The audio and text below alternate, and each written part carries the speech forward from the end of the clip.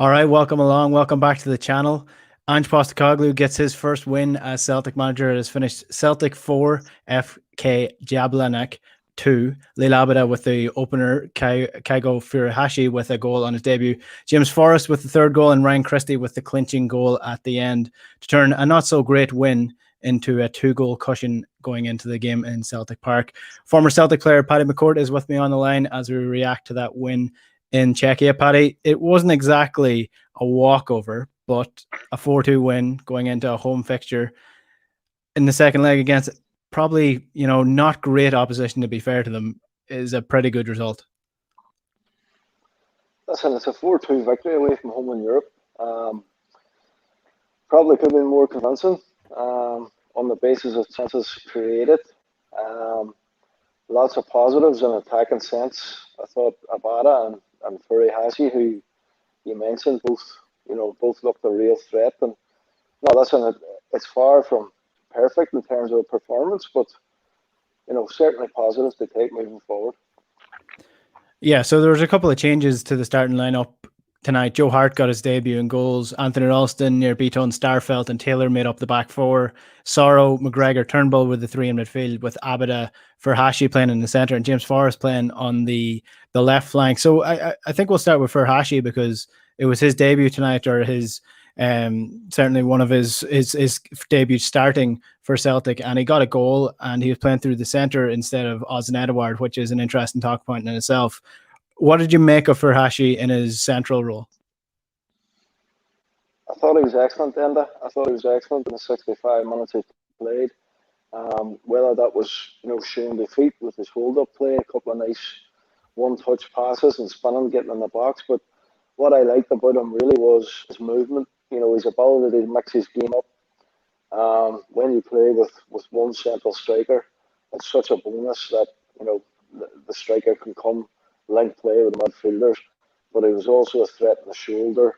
He was willing to run on behind. You see for his goal, it was a fantastic first touch to take him away from his man, and then a very composed finish. So I think he probably just topped Abada in terms of the biggest positive coming out of this evening's performance. Interesting that he comes in for Enda Edouard. Edouard obviously came on as a sub, and he didn't really get on the ball much, didn't really create much. Do you think that's probably a change now that's going to be permanent? Has Furuhashi done enough to keep Enda Edouard out of the team, considering, it might not be long until Edouard's out the door? Well, that's a question that, also supporters have been asking ourselves a long time. Is he going? Is he staying? And it's looking likely that he's going to go, but, it's a saga that's probably dragged on too long.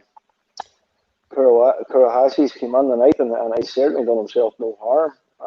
Edouard has, he has been on the end of criticism from the Celtic support recently. So the manager, knows Furuhashi from his time in Japan, and they spent relatively big money for what Celtic spend presently. So he knew what he was getting, and I think tonight the fans will be really happy with what we've seen. And look, let's not get carried away. I don't think it was a top-class European team he'd done it against, but he could only play against who the opposition is. And as I say, what impressed me most tonight was his all-round play.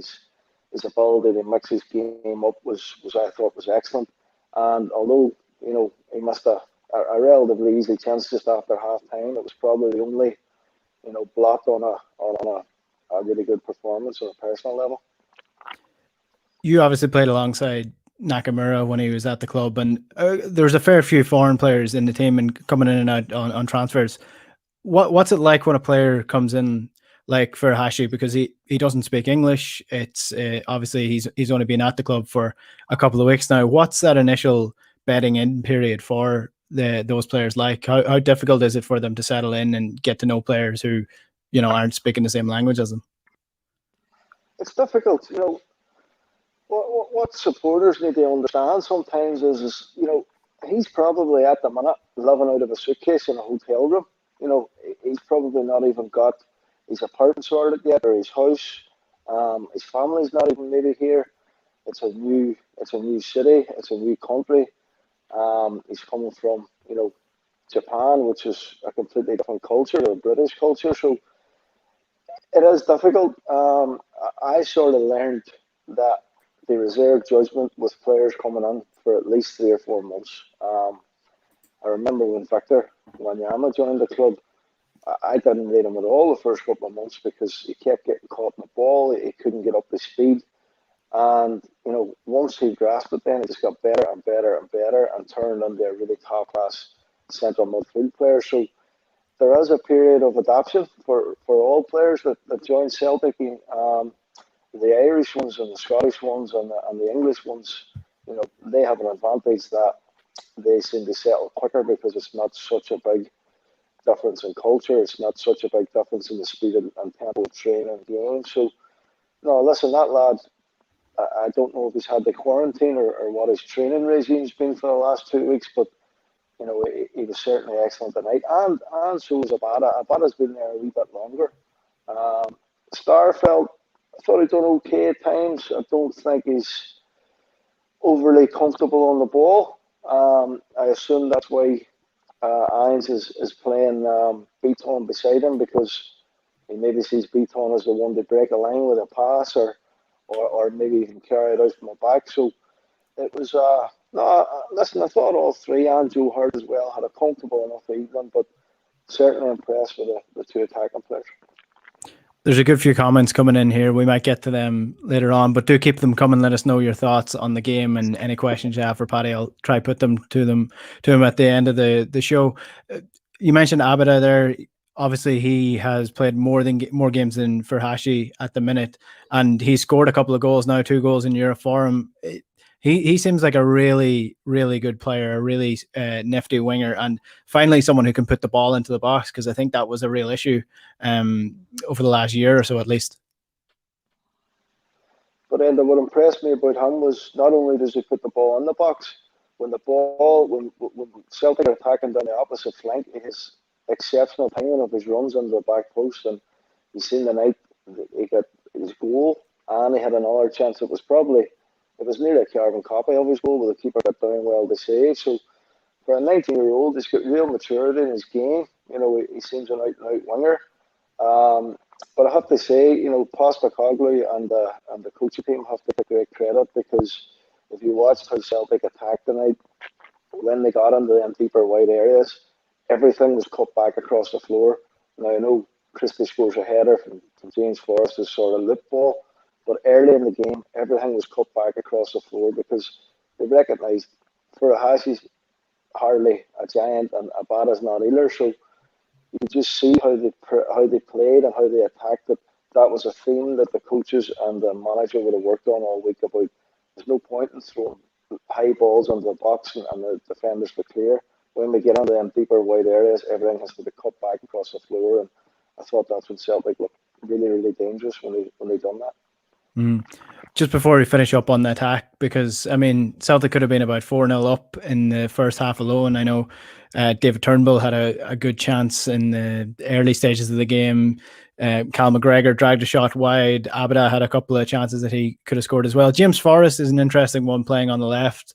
How do you think he dealt with that, and do you think that's something that Celtic can continue with going forward? For me, it's always a real positive seeing James Forrest and a starting team for Celtic.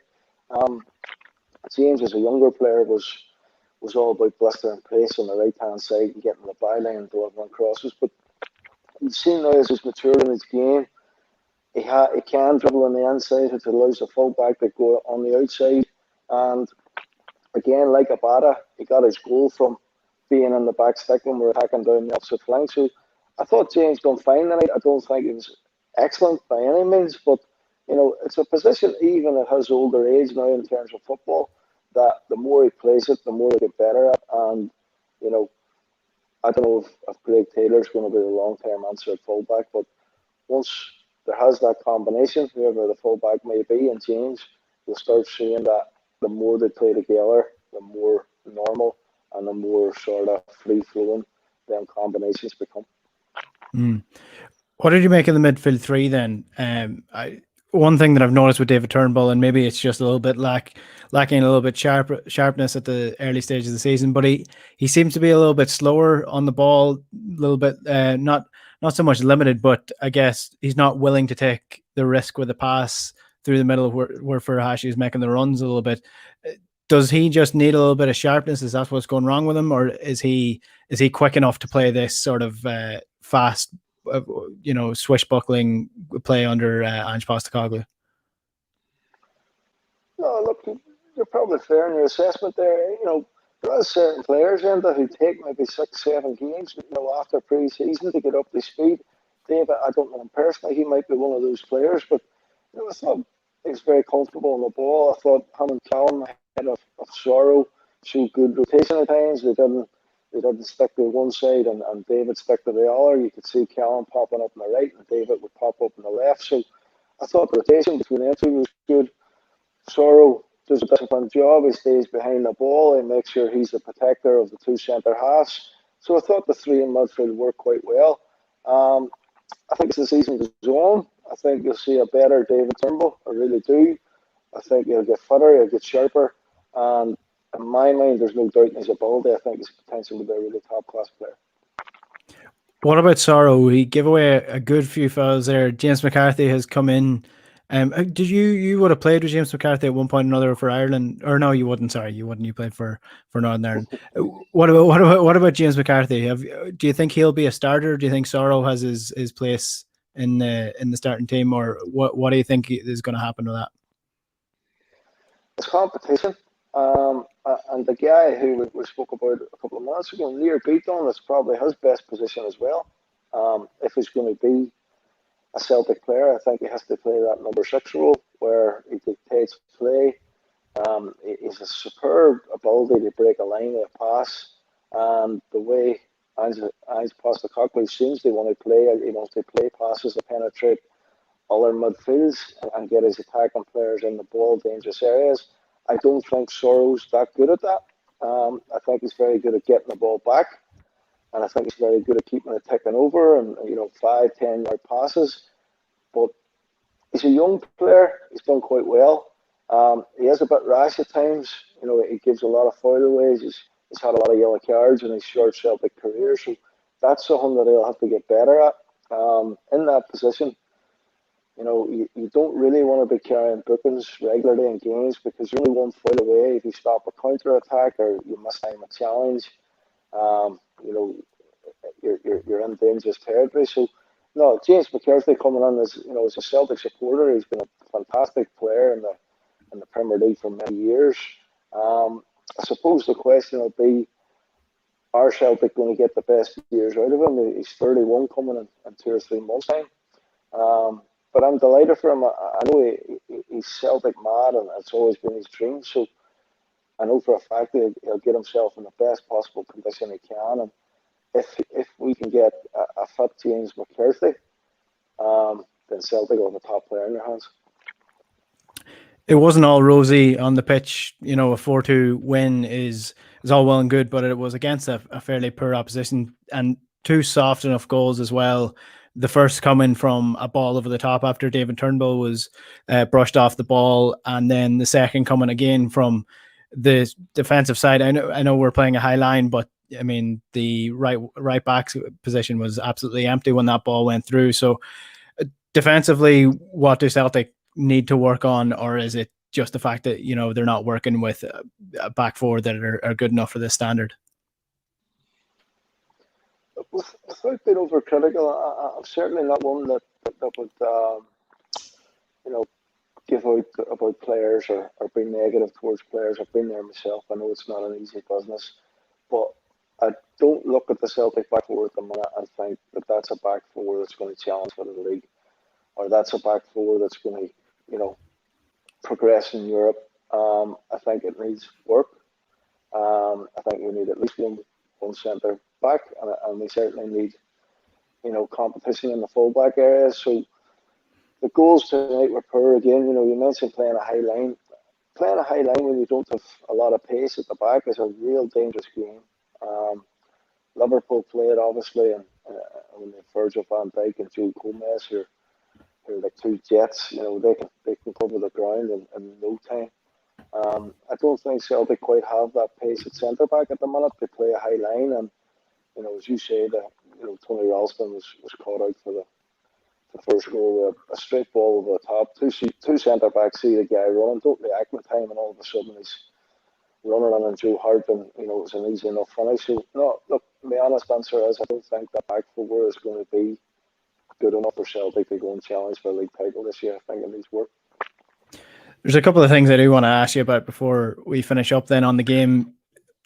Greg Taylor and Anthony Ralston, you can't doubt the fact that they give their everything in each game, but it just seems that they're a little bit limited for what they're trying to do or what Celtic are trying to do. Liam Scales is a player that has been linked quite heavily with Celtic at the minute. You obviously do a lot of work with Derry, who come up against Shamrock Rovers. Is Liam Scale a player that you would be looking at that can make that leap up to the Scottish League and potentially be a starting player for Celtic, or do you think he'd be coming in as a sort of a backup position for Starfelt, or do you think he's good enough for Celtic? He's a very good player, very experienced player for only being 22. Played a lot of games in the League of Ireland. Now, again, like we spoke about, there's going to be a period of adaptation for Liam if he does make the move. Would he be ready to step on at left fullback? I don't even know if left fullback's his best position. I see him personally more as a left centre back or a left of a back three. He can play left fullback, but I don't see that as his best position. So I don't sit here now and say he'd be a like for like swap for Greg Taylor, or he'd be coming on as direct competition for Greg Taylor. He could actually be coming on more as a cover at left side centre back. So Liam Scales, I think, potentially is a good enough player for Celtic, but only time will tell. And look, that's even if the transfer does go through. Yeah, it's a good while since you made the step from the League of Ireland to the Scottish League. But how big a step is that? It's a huge step if you're going to Glasgow Celtic. If you're making no disrespect to the RSPL clubs, but if you're going to an RSPL club, it's probably not a big jump. Getting acquainted with the surroundings of Celtic is just as difficult as it is to actually be on the pitch. It's a huge club. Your life changes overnight, so a lot of that takes time. Then you have to try and get yourself up to the fitness levels that are needed, and then you have to try and get the team. So it's a difficult period when you make that move to such a big club. Couple of questions and comments coming in here. Davy Boy says that it was a great win. Attacking was great, 4 goals. We lost 2 goals. That happens, especially with a team 5 weeks into learning a new system. I think I would agree with that. Just before we move on and finish up, then a couple of signings obviously came in. Joe Hart, Starfelt, Furuhashi. All of them are going to take time to bed into the system. In terms of Joe Hart, there's a lot of debate going around about whether he's good enough with his feet to play the role that Ange Postecoglou is going to want him to play. Does his experience in high-level games, really high-level teams, does that outweigh his faults in that he's not the best footballer? And I think we saw a little bit of, dodginess is a bit harsh to say that, considering he hasn't played in this team, but a few scary moments in the first and second half where the ball did go back to him.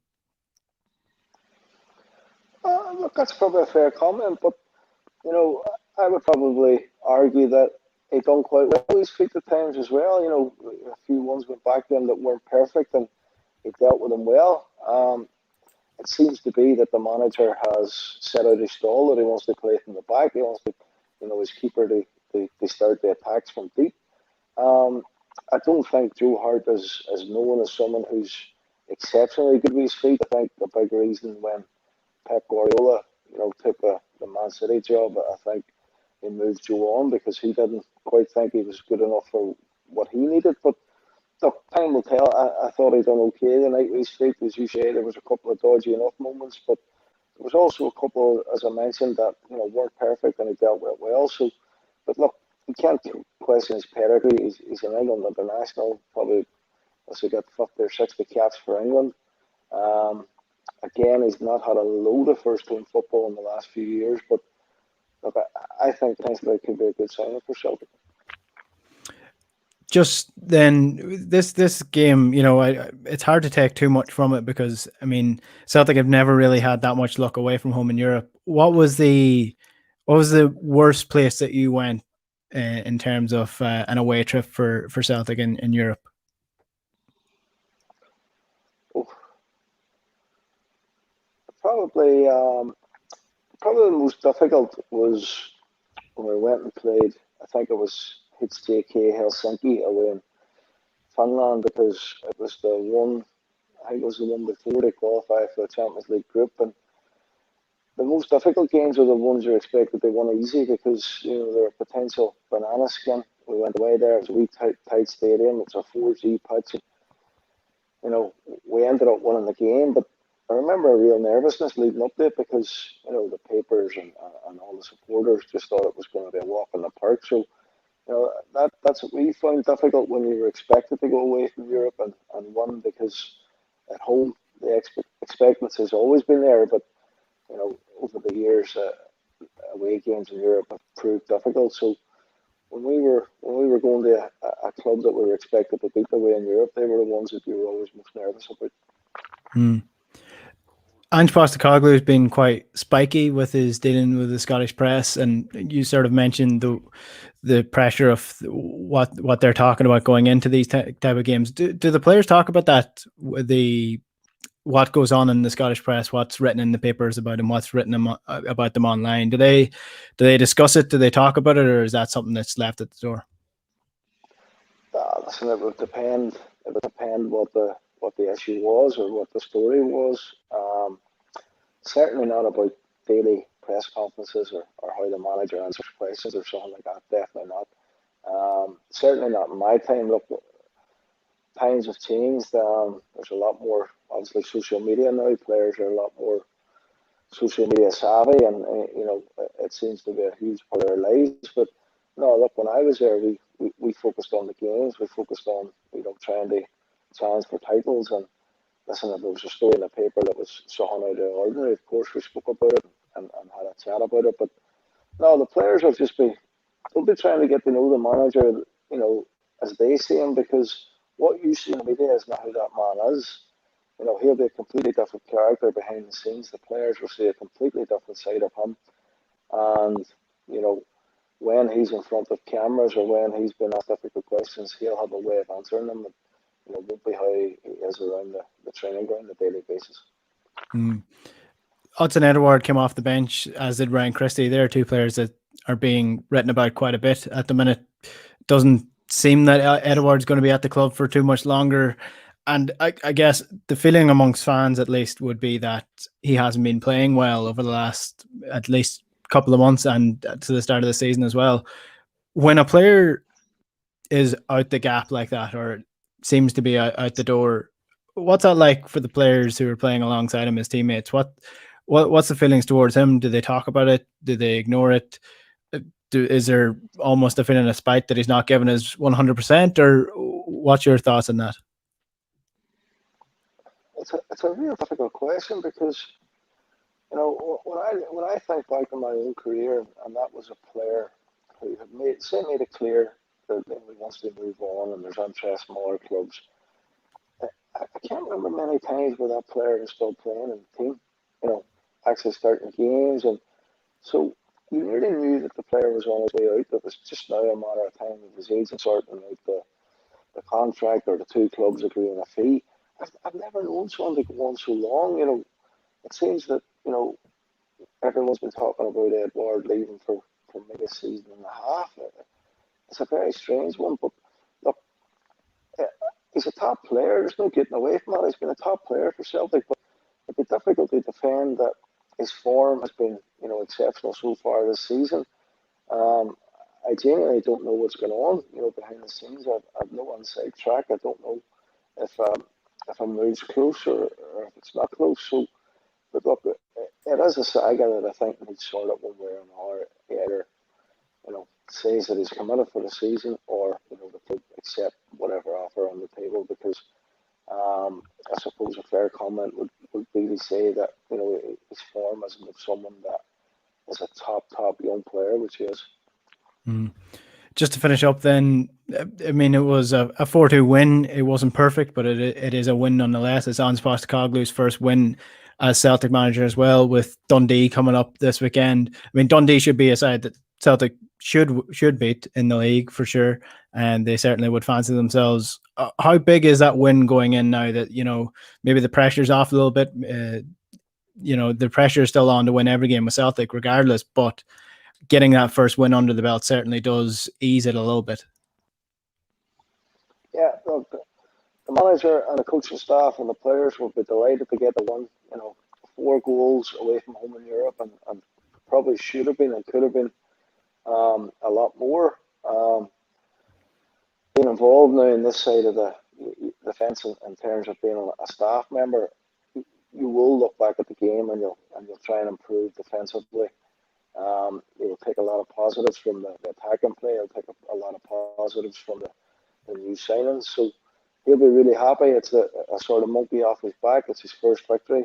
And I think the team will go on to Dundee now at the weekend with a lot of confidence. Well, let's hope so. Paddy, thanks very much. Okay, Enda, thank you. All right, that's us done here on the YouTube channel for this evening. This will be podcast as well in the Huddle Breakdown feed as well. But if you just watch on YouTube, hit the subscribe button below and you'll get notified every time a video goes live. We'll chat to you next weekend when hopefully Celtic have beaten Dundee. Good luck.